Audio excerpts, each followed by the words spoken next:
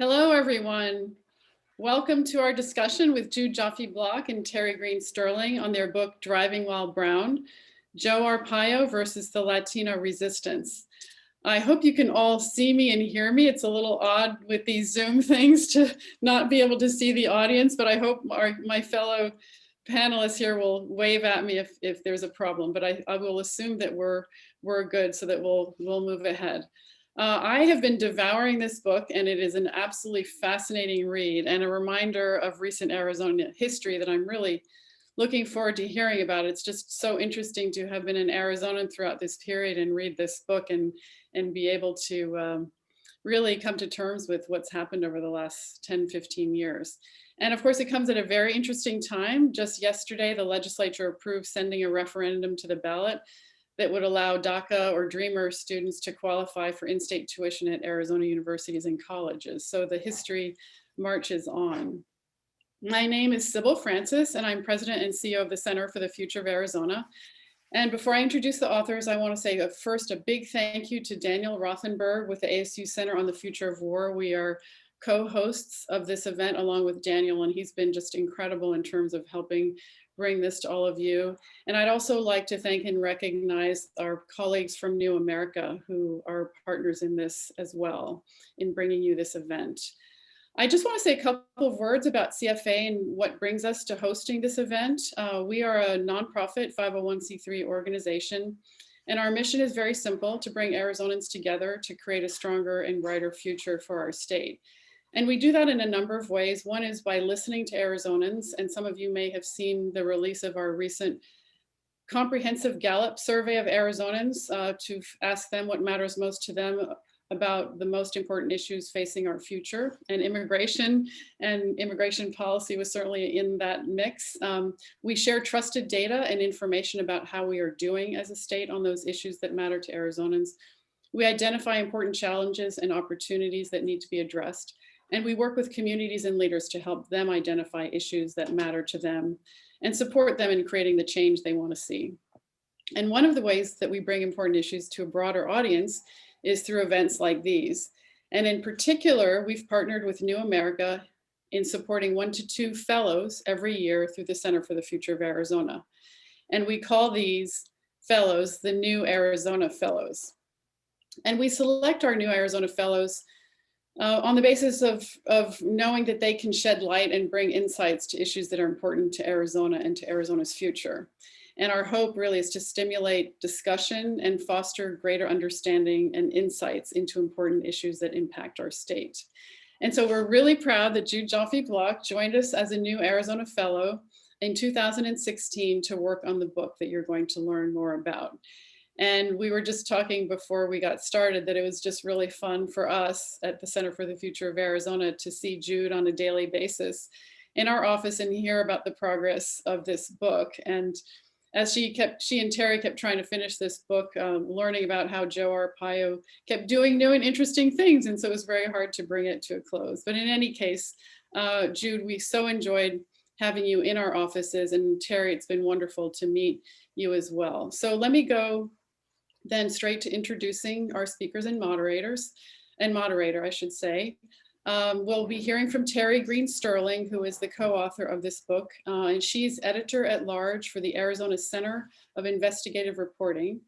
She's a 3-time Arizona Journalist of the Year who teaches at the Walter Cronkite School of Journalism at ASU, and she's authored a previous book called Illegal. Jude Joffe-Block is a former fellow with the Center for the Future of Arizona, as I just mentioned, and New America. She joined the Associated Press as a reporter and editor in 2020, and she's a former senior field correspondent for KJZZ's Fronteras desk, which is how I first learned about her. And we're delighted to welcome Valeria Fernandez, an independent journalist here in Phoenix. She's a Harvard University Nieman Visiting Fellow and the host of a new Spanish language health podcast. She co-directed the 2013 documentary 2 Americans, which contrasts former Sheriff Joe Arpaio with a 9-year-old girl fighting for against her parents' deportations. And Valeria will be moderating the discussion with Jude and Terry after their presentation. So thank you so much, Valeria, for moderating our discussion after the presentation. And with that, I will turn it over to Jude and Terry for the presentation. Thank you for being with us today. Thank you, Sybil. And I'm going to share my screen here because we have a multimedia presentation. And let me go into present mode. Okay. Here we go. Here we go. Hi, I'm Terry Greene Sterling, and I'm so honored to be with you tonight. A little bit about me and how my background fits into the writing of this book. I was born into an Arizona Sonora borderlands family, and for the past 40 years, I've been writing about the people, the policies, the politics, and the places in the borderlands.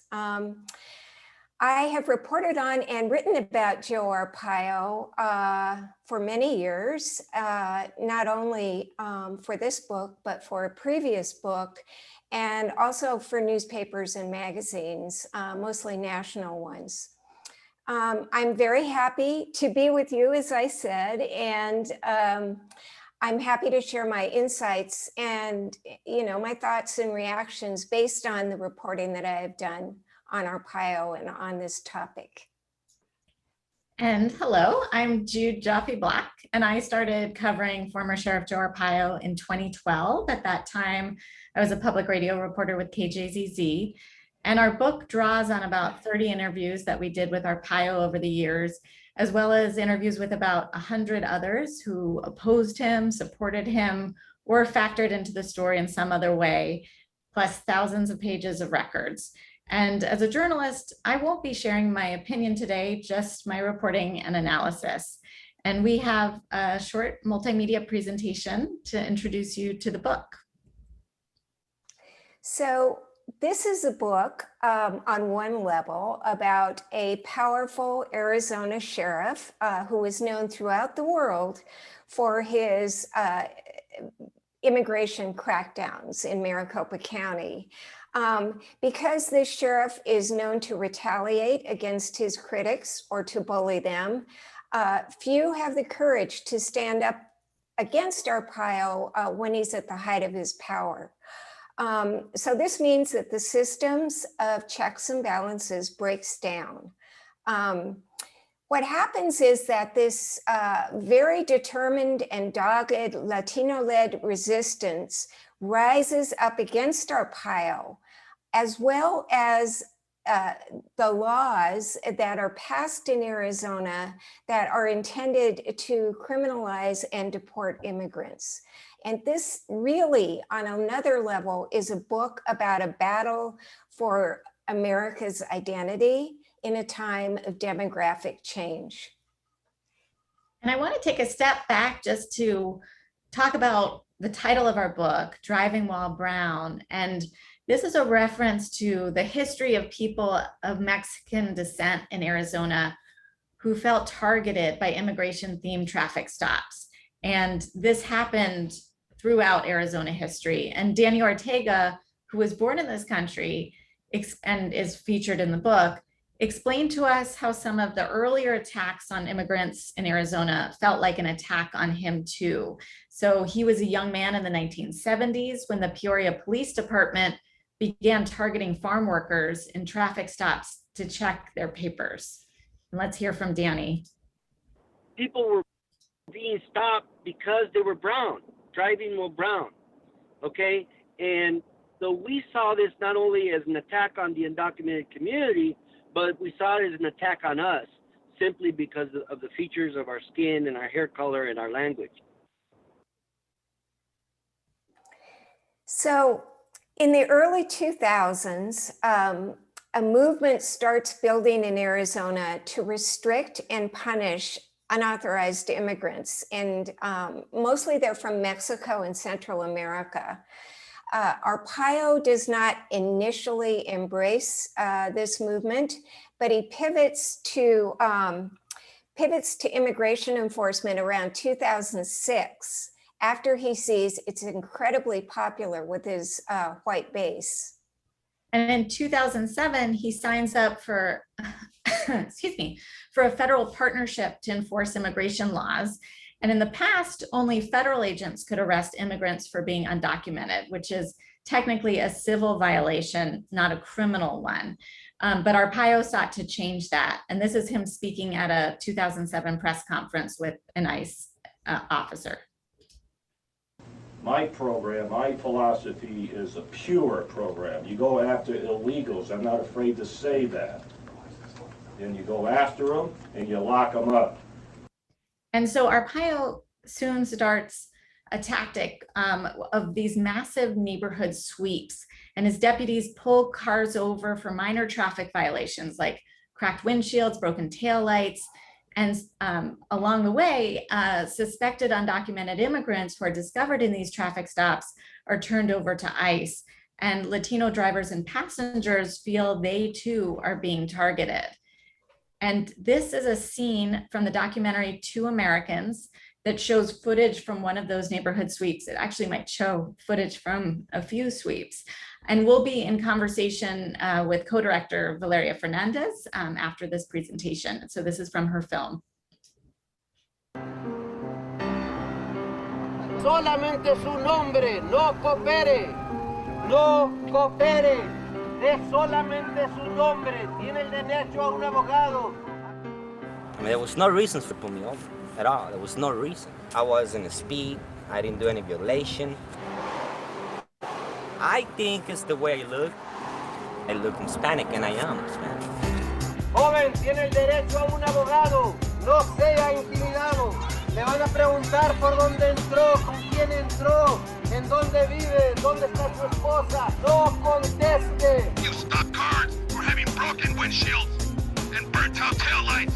Explain how that is law enforcement. Explain that, Arpaio.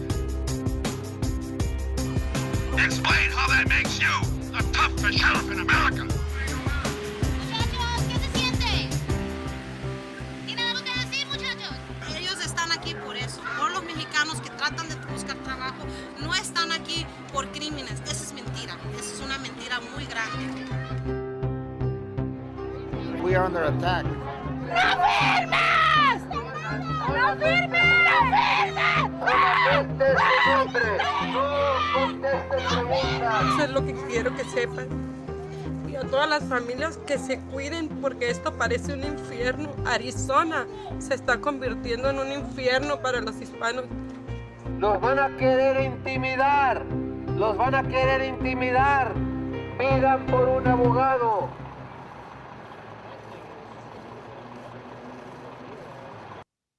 And I'm so glad that Valeria allowed us to play this clip because in this clip you see some of the activists that are featured in the book. Alfredo Gutierrez shouting instructions to arrestees to not sign their deportations and to stay quiet. Salvador Reza, Antonio Bustamante shouting into a megaphone. And there were, oops, let me see, there we go. There were other tactics that Arpaio used as well as part of his immigration crackdown. This is a photo of a worksite raid. Deputies would raid work sites and arrest immigrants who did not have proper authorization and paperwork to work legally in the United States, and they would be charged with felonies and then turned over for deportation proceedings. And in 2009, Arpaio marched undocumented jail inmates to a segregated portion of Tent City.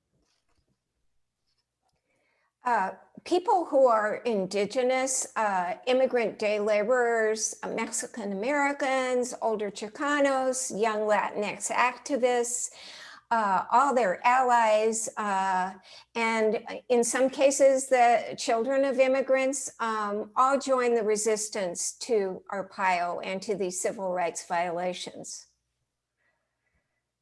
Activist Carlos Garcia who spends every waking hour trying to figure out how to stop Arpaio, and he launches creative campaigns that are gain the attention of the entire nation. Lydia Guzman ramps up her activism as Arpaio ramps up his enforcement, And she's motivated by really by the terror that we just saw in the video that she sees almost every day of her life. And she's so motivated by the the suffering and the misery that she sees that she can't stop being an activist. She takes down the names and the contact information of victims and witnesses. And some of these folks later join a racial profiling lawsuit against Arpaio and his agency. The case is a very famous one, and it's called Melendres v. Arpaio. And in 2012, that Melendres case goes to trial, and the plaintiffs have to prove that Arpaio's tactics discriminated against Latino drivers and passengers. Arpaio presents himself in court as tired and confused, an old man on the witness stand. He repeatedly denies wrongdoing. And a federal judge eventually determines that Arpaio's tactics were unconstitutional. The judge orders sweeping reforms to prevent profiling. And along the way, he also earlier even had barred Arpaio from arresting immigrants who had not committed any crimes, finding that Arpaio no longer had the authority to do that. And later, it comes out that the judge learns Arpaio ignored court orders. And members of the Latino-led movement against Arpaio, push for Arpaio to be punished and prosecuted for criminal contempt of court for violating court orders. This is an activist, a dreamer, who has been active in Arizona immigration-related and criminal justice issues for a very long time. And other kinds of political issues. This is Viridiana Hernandez in 2016 outside the U.S. Attorney's Office. Arrest Arpaio. He has done enough crime. He has done enough suffering. He has done enough pain, and our community will not take it anymore. Arpaio, amid all this uproar, Arpaio endorses Donald Trump. Trump sees Arpaio's tactics have invigorated Arpaio's white base, not only in Arizona, but his fans nationally. And Trump studies Arpaio's tactics, his immigration enforcement tactics, and his restrictionist language. And Trump takes those Arpaio's techniques national. And, there are many similarities between Arpaio and Trump. We could probably talk about that all night. But the Latino resistance very early picks up on the similarities between Trump and Arpaio. And they end up calling Trump the national Arpaio. And many of the activists who'd been battling Arpaio for years launch a campaign called Basta Arpaio to get him out of office in 2016. And they mobilize voters of color who did not have a history of being voters. So finally, after 24 years in office, Arpaio loses his re-election bid for sheriff, as Jude said, in 2016. And many voters now view him as a ruthless civil rights violator and as a symbol of white supremacy, and as an old man who is an expensive embarrassment to Arizona. All of this means that the resistance has prevailed, but there is certainly more work to be done. They set their sights on Arpaio-like policies in the jails and other discriminatory law enforcement practices in the streets of Arizona. After a criminal trial, Arpaio is found guilty of criminal contempt of court. Before Arpaio is sentenced, though, Trump issues his first presidential pardon and pardons Arpaio, his friend. And while Arpaio and his supporters celebrate the pardon, there's also an immediate backlash to it and heavy criticism of Trump's decision to issue this pardon. And we met with Arpaio after the pardon, and here he's sharing his reaction to that backlash. I got 2 new titles now. The disgraced sheriff, that's everywhere. Disgraced sheriff. And the other one is racist. So I got 2 new titles. I lost my America's Toughest Sheriff title. And Arpaio tries running for office again, but he's not successful. And the grassroots efforts to mobilize voters of color in Arizona keeps going. And this is Maria Castro. She's an activist who has walked neighborhoods trying to get out the vote since she was in high school back in 2011. And she told us in 2020, when she went door to door, she never saw people as excited to vote as she did that year.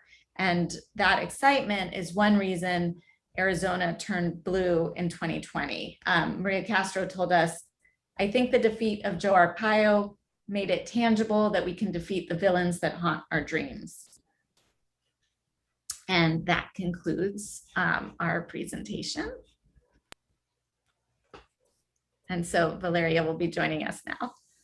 Thank you very much. A little glitch there technically. Thank you everyone for joining. We have an amazing group of people. It's so bad that we can actually see your faces. Thank you for being there. At the bottom of your screen, you will see the Q&A section. And if you want, because I'm sure you have lots of questions, you can start putting some of your questions there. We'll let you know if we're going to answer them live. We might try to do some of that in writing. And I know Jude and Terry are more than willing to be in touch with you via their emails that we can put in the chat for later on. So we can have that after panel conversation that we don't get to have in person. So Jude and Terry, I'm really proud of the work that you put in this book. And I live through this history very closely as a journalist. And I know how hard it is to be documenting in the way that you did, right? You started with an idea in 2015 and the book is out now. A lot changed. How did that idea evolve? What were some of the key events that made you think maybe the book needed to go in a different direction? Well, when we first started this project, we met in the Melendrez court case that we talked about, this really important racial profiling lawsuit in which Latino drivers and passengers prevailed. And it felt like it got to the heart of so many issues that Arizona was living through. The same issues that made SB 1070 controversial, this question of what role should local police have in enforcing immigration, and what protections need to be there so that there isn't discrimination that's allowed or sanctioned, and how can we make sure that communities of color aren't overly scrutinized by police. So these questions, which continue to be incredibly pertinent today, were at the heart of this trial. And we both wanted to tell the story of this bigger story of how this case came to be, and also the historical context. As we were writing, so much changed that the 2016 election, in which Donald Trump wasn't even on our radar when we first began thinking about this book, and then his allyship with Arpaio and Arpaio's role really helping him get elected, and then the criminal case against Arpaio for violating judges' orders, and then Trump pardoning Arpaio, and meanwhile this grassroots movement that over time has continued to mobilize voters in Arizona and really change the electorate in fundamental ways. And so all of this happened really after, all of those elements happened after we had already sold the book and started working on outlining it. So it was a real challenge to adjust to all of the new information that was coming in and think of a much bigger scope for this book. Right. We had a model for the book when we pitched the book that was based on the structure really of a legal thriller. And there's a very fine book called A Civil Action by Jonathan Harr. I don't know if you read that, but it is it's a very character-based story about a legal lawsuit, about a lawsuit. So we thought, wow, we could really use this kind of a structure and tell the story. But then, as Jude said, forces intervened, and we kind of had to change the structure of the book to accommodate the events that happened. We're having a lot of really good questions coming from the audience. And so I am going to be mix and matching some of me, but you were talking about the election of former President Trump, Jude, and Daniel in the audience is asking, what do you think Donald Trump learned from Sheriff Arpaio? And what are the lessons moving forward from the rise of Arpaio and Trump? Is this all now in the past for Arizona and the nation? No easy answer. I mean, I think that it's a great question. I think that Arizona politicians, and not just Arpaio, but also Russell Pierce, demonstrated how powerful immigration enforcement could be as a political issue. I mean, Arpaio, in the case of Arpaio, with Pierce, we actually saw a recall and maybe a sense that some voters had turned on him. With Arpaio, he continued to get national airtime as on cable shows. He became a real icon in the Republican Party and was really the country's most famous immigration enforcer, and was able to build a national fundraising base. When he ran in 2016, he raised $13 million, most of it from outside of this county, because so many people around the country really wanted to see him in office, and they felt, and I think his immigration policies was a big part of that star power.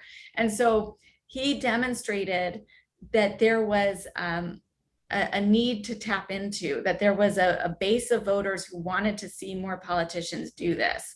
And so I think that that this example in Arizona, I mean, I don't think it was an accident that one of Trump's major first rallies happened in Arizona in July of 2015. And Arpaio introduced him at that first rally. And that was a rally to stop illegal immigration. And it was one of Trump's first big campaign events.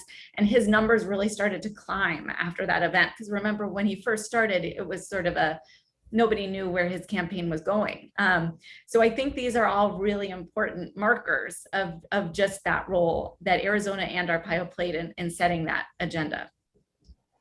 I think Trump also picked up, I think Arpaio is an excellent politician, and he picked up the fact that some of his base was really disconcerted with demographic change.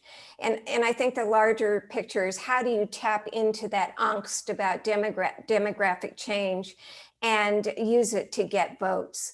This is a strategy that's been used by populists over and over. And Arpaio's own dad was a victim of this very strong anti-immigrant discomfort, anti-immigrant / discomfort with demographic change that was going on post World War I in the 1920s. Arpaio's dad was viewed as an unwanted immigrant because it was thought at that point that Southern Italians, Arpaio's dad was Southern Italian, could possibly mongrelize the white race in the United States. And so they wanted to keep him out.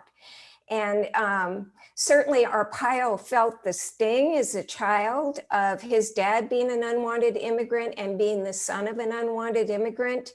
And it's interesting that he twisted that around for his own advantage as an old man. It's as if his life is bookended by bouts, cycles of anti-immigrant sentiment in the United States based on demographic changes. And to piggyback on that, to circle around to the second part of the question, what we see over time is that this anti-immigrant sentiment and discomfort with demographic change comes in cycles, and it repeats, and it's part of the American story. And I think in many ways Arizona has changed, but I also think that that at the same time, things can change again and a new cycle can emerge. And so some of what we show in the book is that some of the people who were organizing against Arpaio as part of the Latino resistance had personally lived through earlier cycles of discrimination against Mexicans, Mexican Americans, and immigrants in Arizona and in other parts of the country, and that those earlier fights gave them tools in this fight. But all of that points to the suggestion that it likely isn't a single direction trajectory, that this is a cyclical phenomenon. Well, and there is a question from Kim in the audience talking about, and we were talking behind the cameras, right, about the new voter, at the legislature, there's some voter suppression bills, and they're wondering, how do you think that will impact the Latino resistance and the movements that got the vote out? And we have lots of questions, so keep it succinct. Okay. Yeah, I mean, this is a phenomenal question, and I think that nobody quite knows the answer because we just have a new bill that was signed into law today, from what I understand from Governor Ducey, that it's going to change the way that people are signed up to vote on early in Arizona, which has been a key to voter mobilization for both sides, both political parties, or all political parties. So I think that what we've seen is that there are young people in Arizona who have started knocking on doors when they were in high school, and some of them in middle school. And that started election cycles ago. So now we have people in their 20s and 30s who are seasoned campaign experts who were mobilized by anti-immigrant sentiment. They were mobilized because they were worried their family members would be deported, or that they themselves would be deported or be denied DACA if they were dreamers. And so we've seen how some of these politics mobilize people to push in the opposite direction and try to enact political change. And I think that I don't know how to answer what these bills will say, except for that this is really the question of our time. Terry, I'm going to add something related to the question that comes from Lydia, and she's wondering if you think that the lessons from former Senator Russell Pierce and his recall and Arpaio resonated with the state legislature, and if there's been a change somewhat in the tone.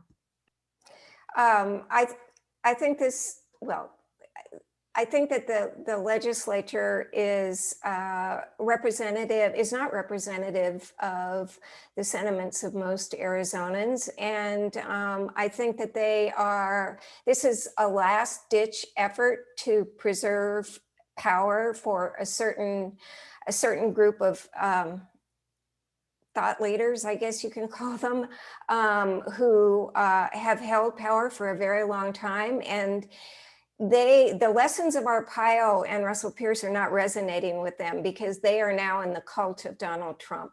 And the only thing that is resonating with them right now is Donald Trump. And I don't know how this is going to turn out, but it feels like they are very, very desperate at this moment, the legislature.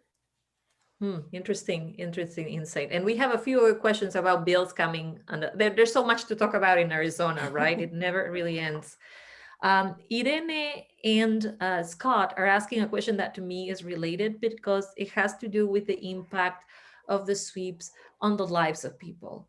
And Irene is asking, well, what happened with those people that face criminal charges, and then was that dropped after there was an outcome, after basically Judge Snow said that this was unconstitutional policing? And I know, of course, that there's different layers, right? There were the immigration raids, so you could maybe sort that out for us.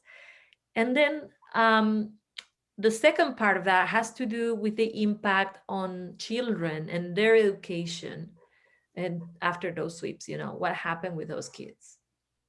Okay, I'll take the first one and Terry will take the second, which is that we know each other so well by now.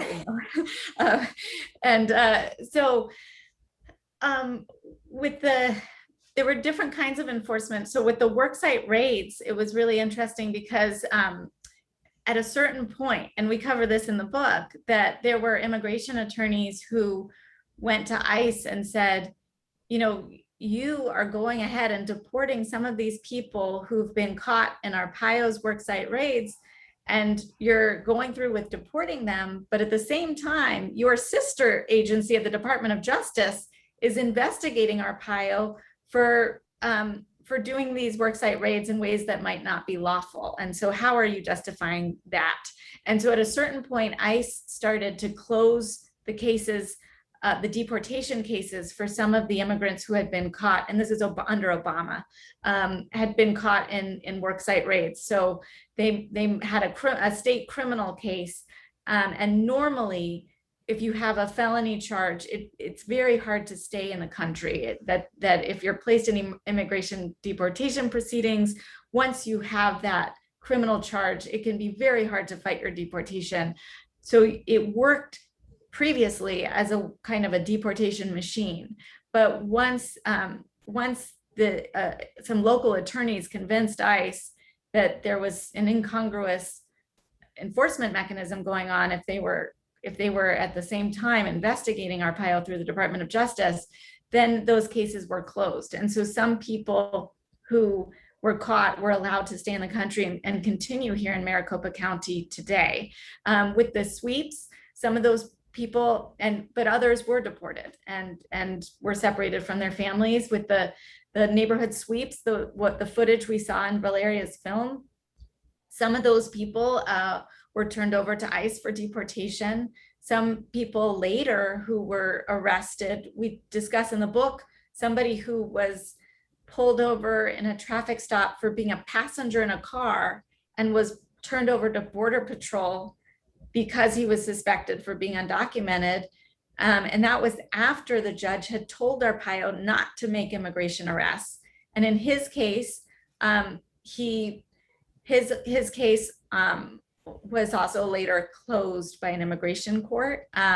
There was a program that Maricopa County agreed to through court orders through a settlement to pay money to people who were wrongfully detained, who were arrested by Arpaio, who should not have been after the court had ordered that to stop. They were supposed to qualify for compensation. Very few people came forward. It was difficult many people who were probably impacted by this had probably been deported already. We discussed this in the book, in the afterword of the book. And so there were payouts, but it wasn't a huge amount of money, though the lawsuit as a whole is projected to cost $178 million by June. So a lot of money, but not a lot of money to the actual people who were personally impacted. And Terry, for the question about children education. Thank you. So Valeria, you and I covered some of those raids together so long ago, and we saw trauma firsthand in the hearts and souls of children. And now those children are grown up. Some of them are attending our university, and they're the best students in the world. I love our Arizona State University students so much. But they have experienced significant trauma, and it has, as Scott asked when they were little, how did that impact their education? Because when there were raids, and I know this to be true because I witnessed it with my own eyes, when there were raids, parents were, whether they were US citizen or not US citizen parents, they did not send their children to school. And they also, if their children happened to be in school and a raid started that they didn't know about, they were afraid to go pick up their children. And this was very traumatic for the kids. The teachers would end up driving the kids home to school, home from school. And the flip side of all this is that all this trauma was so significant in the lives of these kids that as they grew up,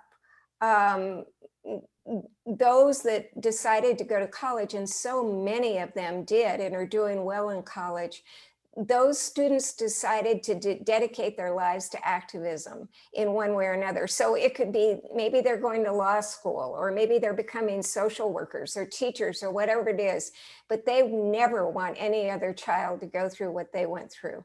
It was deep trauma.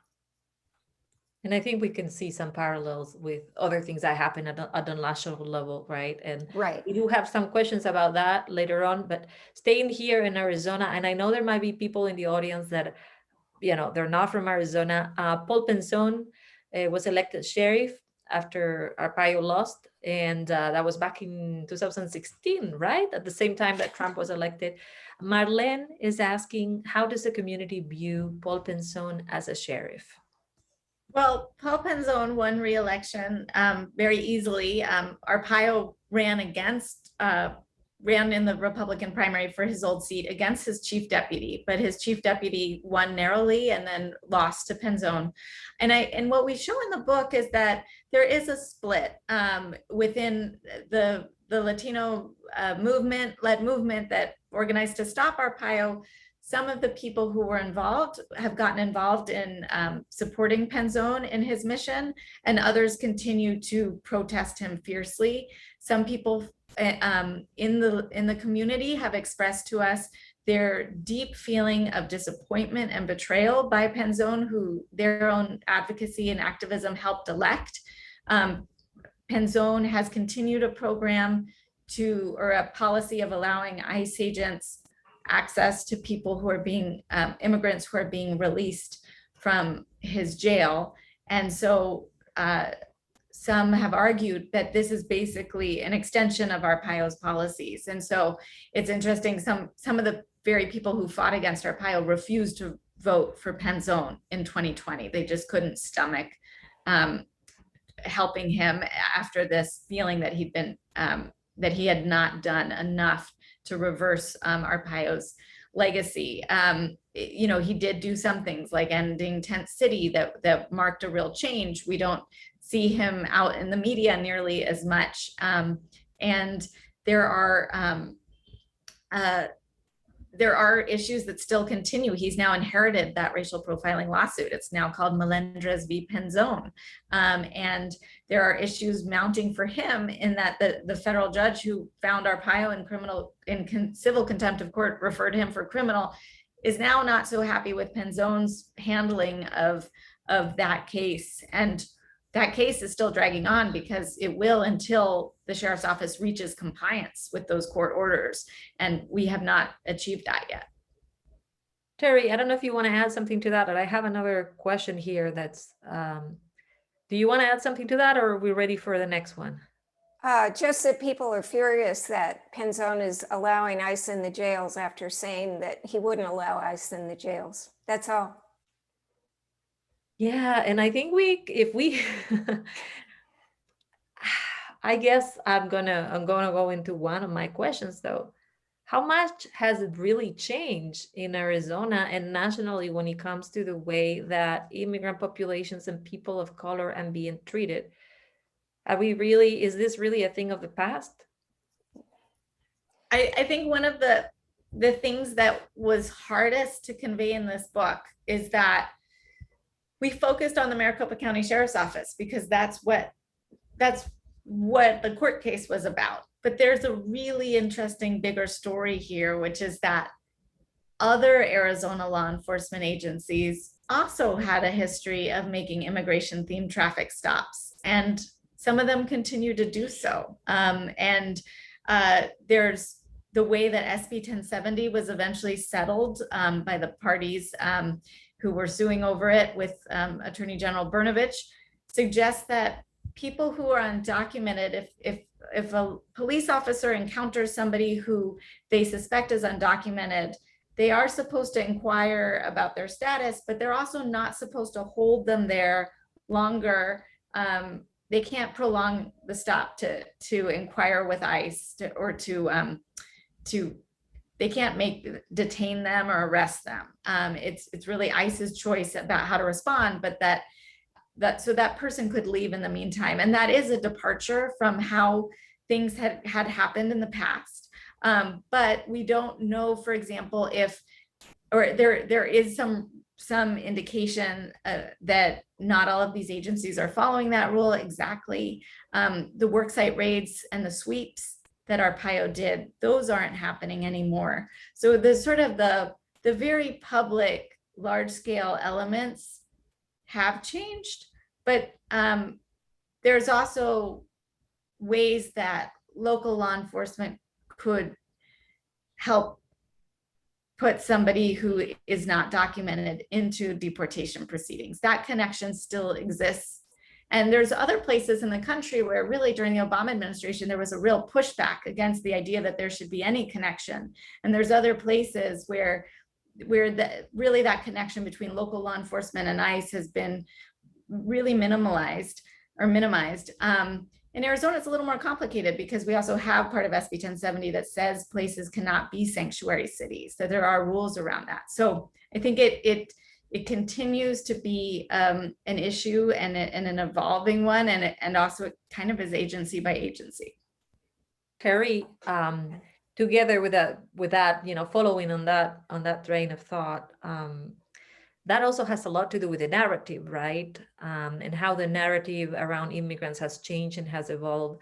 Melinda here cites a number of different statistics about the contributions of immigrant communities as entrepreneurs. She said, well, I have no way of double checking this right now, Melinda, so I'm not gonna read it just in case. I trust you. But she talks about their economic output. So she's asking, how do we tell the story better for those who don't believe it? I'd love to answer your question. Connect all of it. But I just want to double back and say one of the lessons of the book, and one of the ways in which the nation has changed is that, first of all, we're in a time of reckoning brought on by the deaths of George Floyd and others. And I think that Americans are becoming more sensitive to, white Americans are becoming more sensitive to what's actually happening to people of color. So I think that has changed. And I think the other thing that's changed, and I don't want to sound like a Pollyanna because this is a lot of work. There's always a lot of work to do. But resistance to civil rights abuses is a long game. It's been going on ever since, you know, enslaved people were brought over here and torn away from their families, and it continues today. And the book, our story is just one little piece of it. But what's changed in the United States now is that we are in a time of reckoning, and we have this model for resistance to civil rights abuses that we chronicle in the book that is really exceptional and could be used as a national model. So those two things have changed. Okay, Melissa, you are so right. You know, I think that I think one of the smartest things to do to people who might be sympathetic with Arpaio and sympathetic with Arizona's laws is to show the huge economic impact, the positive economic impact that immigrants have always had on this state and on this nation. And it's, the economic argument is a powerful one when you're dealing with people who might be uncomfortable with the demographic changes, especially now since the birth rate in the United States is almost flat. It's declining. So the economic argument is always a very powerful argument. And thank you for bringing this up and talking about the economy. How do you do it? How do you change the narrative? Talk about the economic impact. Okay. I want to go back to what you were talking about, the movement, right? Sarah asked a question a while back about the new anti-protest legislation. I don't know if you're following that, either one of you, but she talks about the concern about how could disenfranchise activists and, you know, have all kinds of consequences and impacts on their civil rights and also lead to racial profiling. Are any of you following this bill?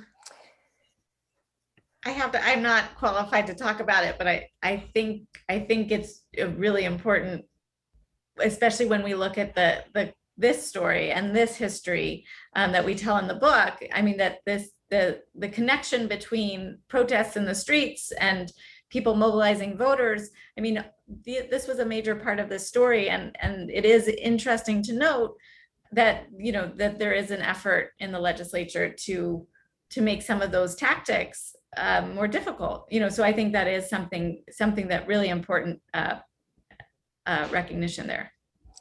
I think that if this law sees the light of day eventually, that it's going to meet a pretty serious court challenge. No, we have a few minutes left. We still have about 7 minutes. So if you have more questions that you really want to ask, go for it in the Q&A.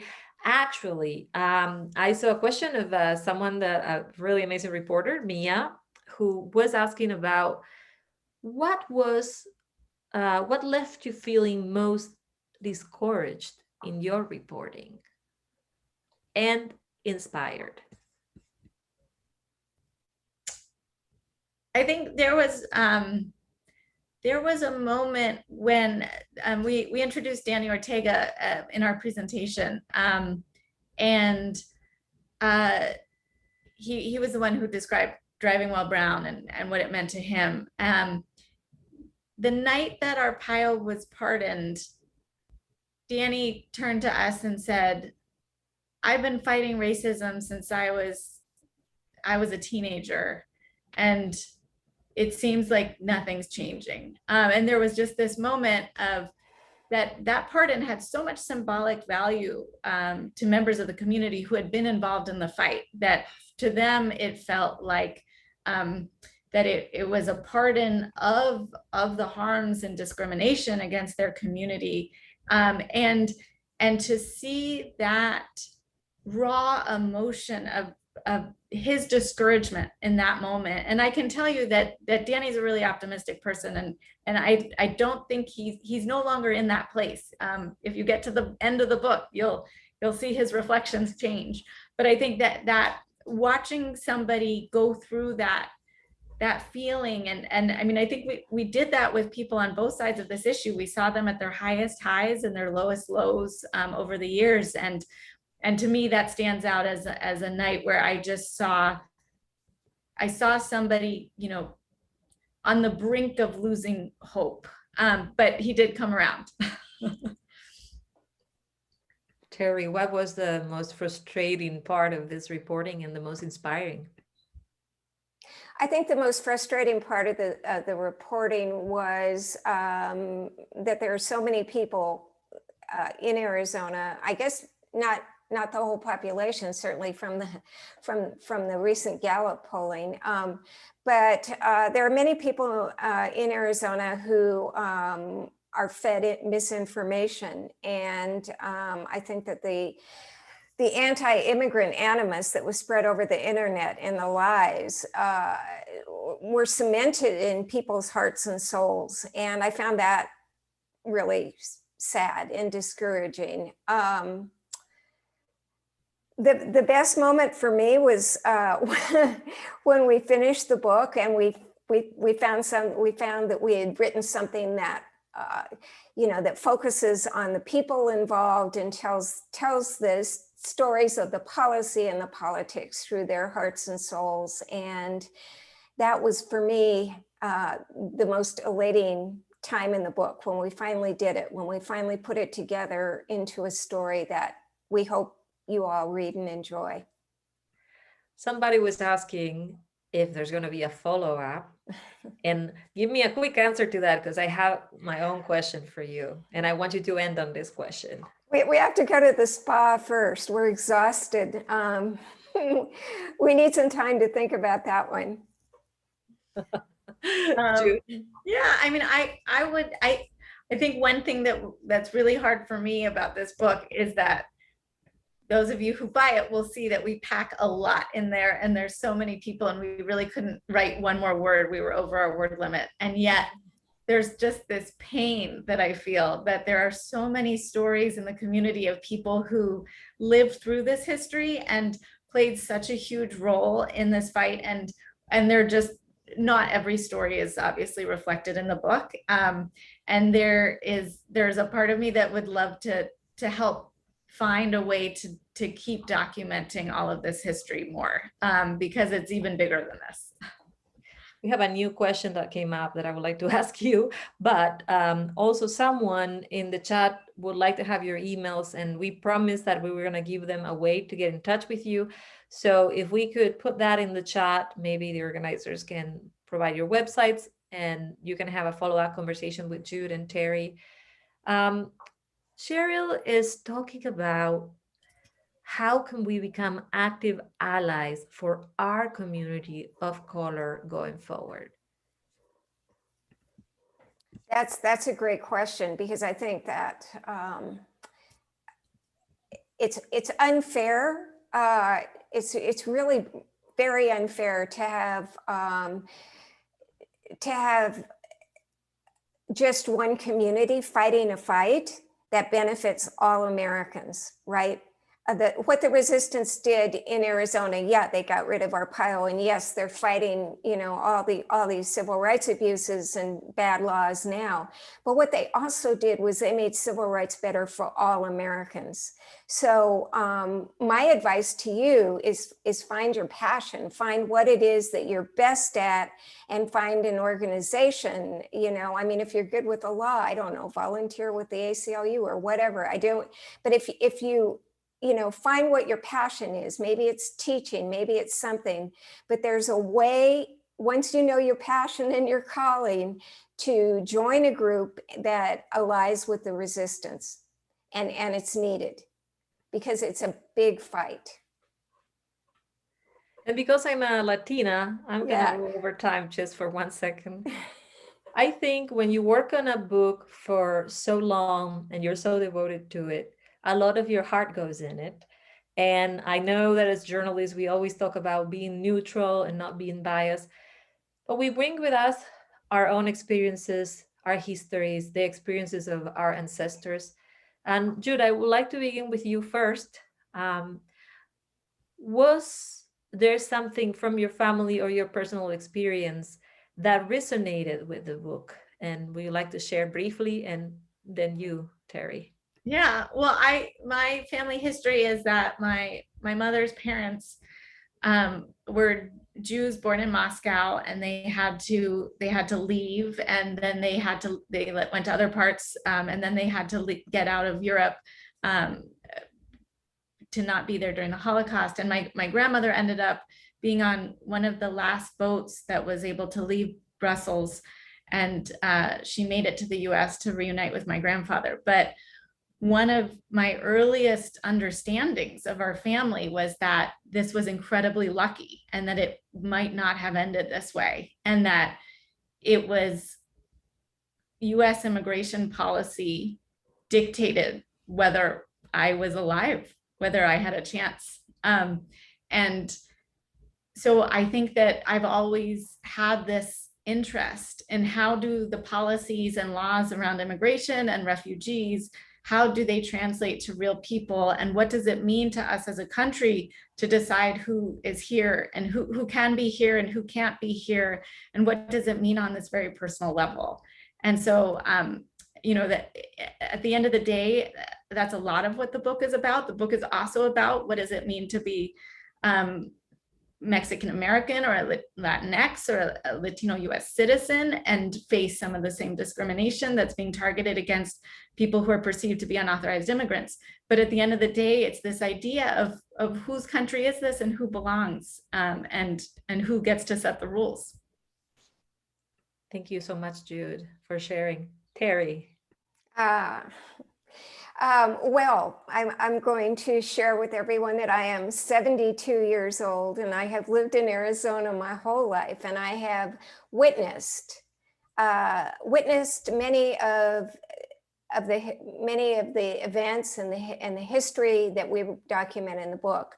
And I, as a child, coming from a family rooted in both Sonora and Arizona, I couldn't understand some of the things that I saw as a little girl, and it made me very uncomfortable and angry. And I have spent 40 years, or maybe even more of, my journalism career, really trying to find answers and trying to understand both sides of the story and focusing so much on social justice because I want to learn about it. I want to understand why people think the way they do and behave the way they do. Thank you very much, Jude, Joffe-Block, and Terry Greene Sterling. Thank you to the audience for taking your time. I know there were a lot of really good questions left to answer, but I'm sure that Jude and Terry will be very glad to be in touch with you. And thank you very much to the Center for organizing this event. And again, I am very proud of the work that you've done. Oh, thank you. Thank It you. goes both ways. How do you end a gathering like this, right? We can't. It's so hard to go away, right? Thank you, everyone. Yeah, thank you, Great everyone, to be for with your you. time. Meeting. I put the website in the chat. If you want to get in touch with me, it's in the chat. Jude, can you put yours in? There you go. You have a mine few is there. seconds before we go. Okay. Perfect. Thank you so much. That was wonderful. Thank you all. Okay, I was like, when do we leave? When do we leave? Yeah.